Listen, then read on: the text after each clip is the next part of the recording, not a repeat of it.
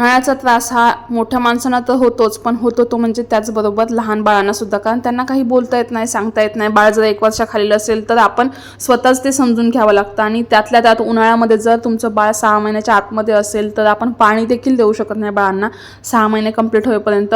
तर तुमचं बाळाचं जे रूम टेम्परेचर आहे ना, थोडंफार कूल ठेवायचं, थंड ठेवायचं. खिडक्या दरवाजे असे थोडेसे ओपन ठेवायचे, ज्यामुळे आतमध्ये हवा येईल, बाहेर जाईल, असं झालं पाहिजे व्हेंटिलेशन अशा प्रकारे. आणि ब्रेस्ट फीड वेळच्या वेळी करायला पाहिजे, कारण त्या बाळांना त्यातूनच पाण्याचा इंटेक भेटतो. आणि तुमचं बाळ माझ्या पिल्लूसारखं 6 महिन्याच्या पुढे असेल, आता माझी पिल्लू 8 महिने कंप्लीट होतील, तर तिला आम्ही नाचणी सत्व तिच्या मिलमध्ये ॲड केलेलं आहे, जे की गुणधर्माने थंड असतं. तर मी आता तिची रोज एक जेवणाची रेसिपी तुमच्यासोबत शेअर करणार आहे, तर चॅनलला सबस्क्राईब करा. आणि फ्रूट्स वगैरे त्यांना देत चला, पाण्याचा इंटेक वाढवा. प्युरी वगैरे देतात त्यामध्ये पण लिक्विड फूड जास्त ट्राय करा द्यायचं त्यांना, कारण लहान बाळांना पण खूप त्रास होतो उन्हाळ्याचा. आणि काय काय बाळं असतात आमच्या पिल्लूसारखी ज्यांना गरमीच सहन होत नाही कसली. आम्ही गावी गेलतो, लगेच आम्ही पुण्याला आलो, कारण तिला अजिबात गरमी सहन होत नव्हती.